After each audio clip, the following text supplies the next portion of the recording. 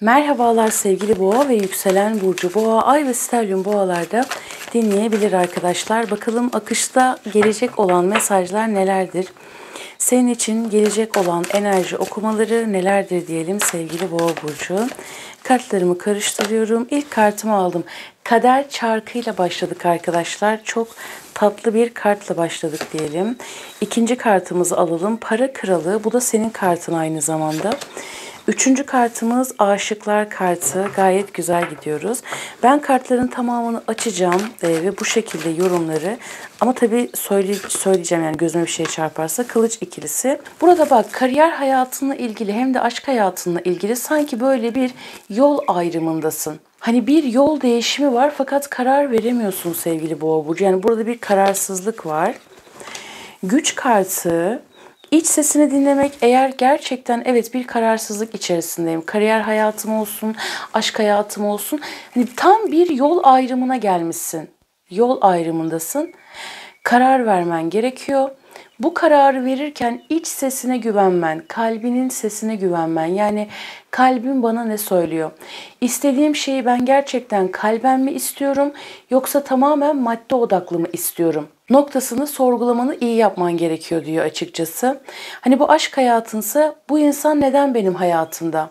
Neden var ediyorum? Güzelliği için mi, parası için mi, başka bir şey için mi? Yoksa beni gerçekten doyurduğu için mi? Kalbime gerçekten hitap ettiği için mi?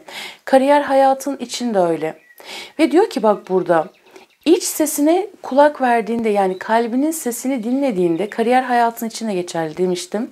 Kalbinin sesini dinlediğinde zaten doğru yolu bulacaksın ve o sonsuz mutluluğa da ulaşmış olacaksın. Egonu ve bu karar aşamasında egonu birazcık, tabii ego çok tatlı bir şeydir ama abartılı, yani her şeyin gölge tarafı var ya. Ve orada hani egosal değil de tamamen kalben, tüm saflığınla karar verdiğinde doğru yolu bulacağını söylüyor. Bak, özellikle aslan dönemi senin için çok önemli olacak. Zaten az kaldı, yani güneş aslana girecek artık. Çok önemli olacak ve bak, bu Ağustos ayında, yani 19 Temmuz'da dinleyeceksin bu videoyu. 2025 19 Temmuz. Aslan döneminde sanki böyle bir şeyleri o kadar çok hani netleştireceksin ki hayatında. Ve bu sana çok büyük bir güç getirecek diyor sevgili boğa burcu. Hani şu an bir şeyler yapsan da sanki bir ikilemdesin ama o gücünü eline alacaksın. Yani burada pek çok şey açığa çıkacak. Özellikle bak, hislerin, rüyaların, gizemler, gizli kalan konular, korkuların, kaygıların, bilinçaltın. Tüm bunlarla ilgili bir farkındalık oluşacak dedi. Şimdi diğer kartları çekelim arkadaşlar. Yani bakalım asıl mesaj nedir sevgili Boğa burcu arkadaşım için. Şimdi hava grupları çok aktı. Ben bazen boğalarda kova diye biliyorum. Kova diye biliyorum arkadaşlar. Biliyorsunuz. Şimdi burçlarda, yani burç yorumlarını yaparken zaman zaman o burcu söylerken arada bir başka burç ismi akarsa oraya hiç takılmayın. Çünkü orada hani mutlaka ya yükselenindir ya başka bir şeydir. Hani önemli olan hangi niyetle başladığımız, yani başta söylediğim burçtur. Şimdi bakalım, 2 kart daha alalım. 2 kart daha geldi. Şimdi burada sorumlulukların yükün o kadar çok fazla ki. Hani şimdi para beşlisi, konuşamamak, ifade edememek, kendini değersiz hissetmek, sorumlulukların ve yükün çok fazla sevgili Boğa burcu. Ve burada ciddi sabır gösterdiğin konular var. Sessiz kaldığın, içine attığın, sabır gösterdiğin. Sabır aynı zamanda senin için sessiz bir güç de olmuş. Ya bu çok enteresan. Ve şöyle bir durum var. Sen sabrederken bile, bak sabrederken bile bu zorlukları içine atarken ya da o içerisinden geçtiğin zorlu süreci sessiz sessiz yürütmeye çalışırken bile aslında evrene kendini hazırlamışsın Boğa burcu. Kendini hazırlamışsın. Yani yeni sürece kendini hazırlamışsın. Evrene kendini hazırlamışsın. Hani kimsenin bilmediği acıların var gibi. Gece uyurken aklından geçen korkular kimse bilmiyormuş. Kaygıların kimse bilmiyormuş. Kayıpların kimse bilmiyormuş. Dışarıdan bakıldığında belki çok güçlü, çok parlak, çok güleç. Ama kimsenin bilmediği bir şey var, yani kimsenin bilmediği yaşadığın bir acı var. Gülümserken bile kalbinden geçen kırgınlıklar. Gülüyorsun, gözlerinin içi parlıyor belki gülerken de. Ama gözlerinin o arkasında işte bunu sadece bakabilenler, sadece empatlar görebilir. O hüzün, o yalnızlık. Ama diyor ki bak sen şimdi güçlüsün. Ve şimdi zaman senin zamanın olmaya başlıyor diyor. Bu yüzden dedim yani aslan dönemi senin için çok önemli olacak. Bakalım buraya bir kart daha alalım bakalım. Hadi bakalım. Şimdi burada beklediğin bir fırsat varsa bu sana gelecek. Kariyer hayatınla ilgili beklediğin bir fırsat yavaş yavaş da olsa sana geliyor olacak. Yavaş yavaş dediğim şey ne biliyor musun? İlahi zamanlama. İlahi zamanlama. Yani zaman kavramı diye bir şey yok arkadaşlar. Hani burada bizim öğretilerimize göre, attığımız adımlara göre, farkındalığımıza göre hayatımız şekillenir. Zamanı burada mesela derim ki işte bir yıllık süreç derim. Ama sen o esnada o bir yıllık süre içerisinde alman gereken öğretileri aldıysan, farkındalığın yükseldiyse onu bir aya da kısaltabilirsin belki. Ama bir türlü aşamadığın bir şey varsa onu 10 yılda uzatabilirsin. Hani anlatabiliyor muyum? Böyle bir etki var. Şimdi burada kendini değersiz hissettiren ortamlar, kişiler, durumlar yani burada ciddi bir yetersizlik var ve herkesin ve her şeyin yükünü sanki sen üstlenmişsin maddi ve manevi olarak da. Ve burada diyor ki bak kendini değersiz hissettiğin noktalarda sana hak ettiğini yani ben bunu hak ettim, ben buna değerim dediğin noktalara doğru yani burada bir kapının açılması var senin için. Yeni bir iş teklifi, bir proje, bir eğitim, bir terfi, yeni bir sistem, yeni bir şeylere başlamak. Ve burada artık hayallerine doğru giden bir yol var. Işık yanacak hayatında ve bu ışık senin için umut ışığı olacak diyor. Parasal olarak geçtiğimiz 5 yıldır, 5 aydır hani gelse bile gitmiş olabilir. Gerçekten bazılarınız iflasın eşiğinden dönmüş olabilirsiniz. Hala hani bu enerji şu an aktığı için bu hala var arkadaşlar pek çoğunuzda. Dibin dibini görmek, parasızlık, sorumluluklar, değersizlik, sağlıkla ilgili sıkıntılar, parasal akışında yaşadığın tıkanıklık, bekleyen ödemeler veya boşa giden emekler seni çok yormuş ve hala yormaya da devam ediyor. Bu hayatının her aşamasında bu şekilde. Ama şöyle bir durum var, sen çalışırken evren arkandan senin yolunu temizliyordu. Yani o kadar böyle tatlı bir şey var ki sen belki hani çalışıyorum, çabalıyorum bir türlü nereye gidiyor bu bilmiyorum dediğim bir şeyde. Aslında çok güzel ve çok temiz bir yol hazırlanıyordu sana. İşte diyor ki bak şimdi bunu fark etmeye başlayacaksın. Belki bir mesaj, belki bir mail, belki bir duyum, belki bir haber, bir cümle karşına çıkacak olan işaretleri de gösteriyor. O yüzden diyor ki sana gelecek olan teklifleri, fırsatları, mesajları çok iyi değerlendir. Sana gelecek olan güzelliklere sahip çık. Kendini başkaları için ya da boş şeyler için heba etme diyor. Burada yorgunluklardan kaynaklı bakın sağlıkla ilgili sıkıntıları olanlar mutlaka bir doktor hani göz ardı etmeyin arkadaşlar. Mutlaka bir doktora gidin. Yani kontrollerinizi yaptırın. Yorgunluk, boyun ağrısı, sırt ağrıları, zaman zaman böyle kendini değersiz, enerjin düşük gibi hissedebilirsin aynı zamanda. Kendini baskı altında hissetmek, sana kendini değersiz hissettiren kişiler, olaylar, durumlar bunlardan uzaklaşman için çok güzel bir fırsat olacak diyor senin için. Şimdi burada aşk hayatında bak aşk hayatında ben yeni bir başlangıç gördüm. Bazılarınız sıkıntılı bir ilişkiniz varsa sıkıntılı bir ilişki. Burada yeni ve güçlü bir aşk ilişkisine geçiş yapabilirsiniz. Yalnız olanlar için de aşk hayatına doğru partner girebilir. Ama ben burada da aşk hayatına ilgili de tam olarak istediğin şeyleri yaşayamadığını düşünüyorum. Hani burada sanki hep sen vermişsin.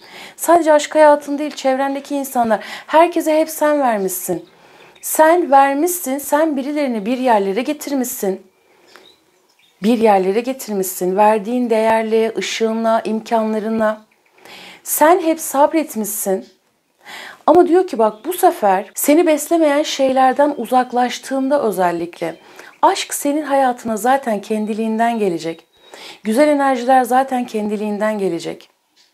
Boğa, Başak, Oğlak, Yengeç burçlarıyla güzel birlikteliklerin olabilir. Tabii aşk için ayrı bir açılım yapacağız ama bazılarınız da Aslan burcu, Terazi burcu. Ama şöyle düşünmeyin arkadaşlar. Hani hayatında terazi vardır, terazi vardır. Teraziden teraziye çok fark vardır. Hayatında mesela terazi ve ikizler burcundan biri vardır, narsisttir. Yeni biri hayatına girer. Yükseleni terazidir. Muhteşem bir insandır mesela. Kendisini geliştirmiştir, olgunlaştırmıştır. Her burcun iyisi kötüsü var arkadaşlar, biliyorsunuz. Bu da kişinin kendisini geliştirmesiyle ilgili, olgunlaşmasıyla ilgilidir. Yeni bir sayfanın açılması var hayatında. Şimdi zorluklar bitiyor mu dersek, evet zorluklar bitecek gibi gözüküyor. Şuraya ben bir kart daha alacağım arkadaşlar. Yani şu para konusunu çok merak ettim. Aziz. Yani burada o kadar çok ağır yüzleşmeler olmuş ki kendinden bile şüphe ettiğin şeyler olmuş sevgili Boğa burcu. Ve hala seni aşağıya itmeye çalışanlar var. Sözel olarak yani pek çoğunuz ciddi bir manipülasyona maruz kalmış olabilirsiniz arkadaşlar. Yani burada emeklerinin, bak emek verdiğim para sekizlisi, asa dörtlüsü, bir kart daha alacağım. Emek verdiğin konuların artık hani bunların sana ödül olarak gelmesi var. Yaratıcılığın çok artacak. Üretkenliğin çok artacak. Kendini ifade edemediğin konular, olaylar neyse bunlar artık netleşmeye başlayacak. Ve burada diyor ki sen sadece kendine inan.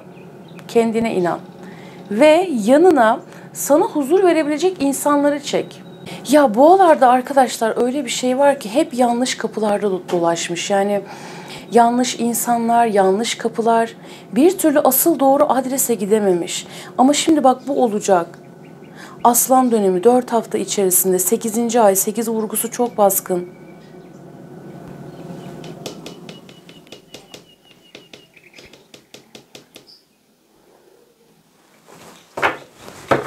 Burada nasıl bir şey var biliyor musun? Çok sabrettin, çok yoruldun, çok bekledin, çok emek verdin. Ama artık burada bak duaların kabulü var arkadaşlar. Dualarının kabul olması, korunmak, hak ettiğin şeyleri almak. Sabrettin, yoruldun, buna rağmen vazgeçmedin, buna rağmen devam ettin. Belki pek çok noktada tek başınaydın. Zaten burada pek çok şey tek başına üstlendiğini gösteriyor. Ama burada artık hani o dilek kapıları, dua kapıları senin için açılıyor diyor sevgili Boğa burcu. Peki bakalım diğer kartlardan nasıl mesajlar gelecek diyelim.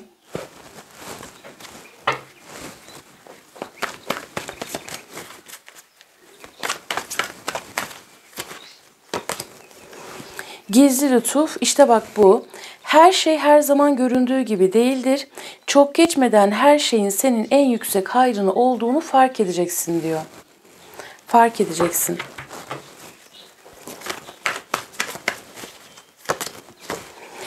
Merakını geri kazan ve biraz eğlen. Hayatı bu kadar ciddiye alma. Bir diğer mesaj bu. Seyahat, dünyayı dolaşmak, seyahat etmek ve keşfetmek için güçlü bir istek var içinde. Bunu yapmanın zamanı geldi. Yakında bir seyahat görünüyor dedi. Kendini şımart, dinlenmeye zaman ayır. Bedenin ve zihninin rahatlaması için sessizlik ve sakinlik sana çok iyi gelecektir. Kartlardan gelen güzel mesajlar senin için.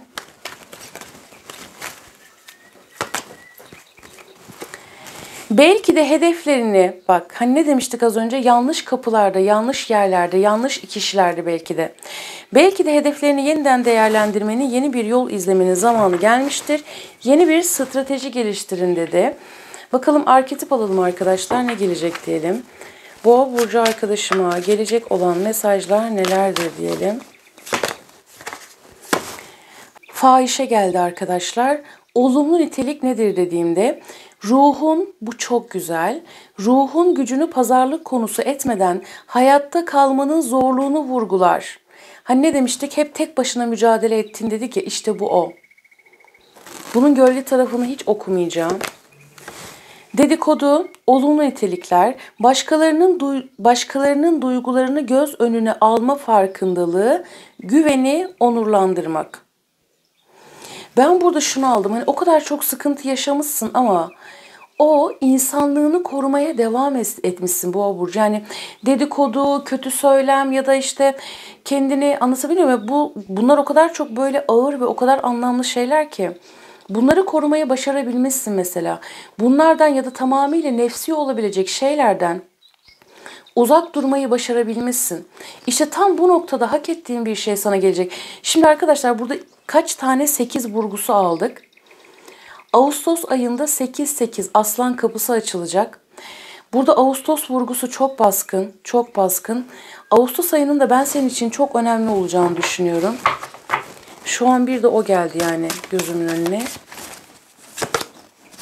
Ve dilenci, olumlu nitelikler hayatta kalma düzeyinde güçlenmeye karşı koyar.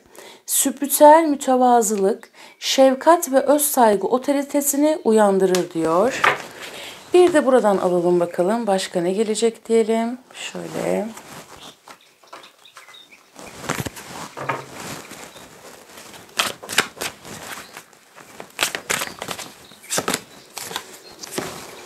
Ve kozmik rahim ilahi dişil. Yani dişil enerjinin de onurlandırılacağı bir süreç olacak sevgili Boğa burcu. Her şey güzel kalbine göre olsun. Zorun kolaylaşsın diyorum. Kendine çok iyi bak. Görüşmek üzere. Hoşça kal.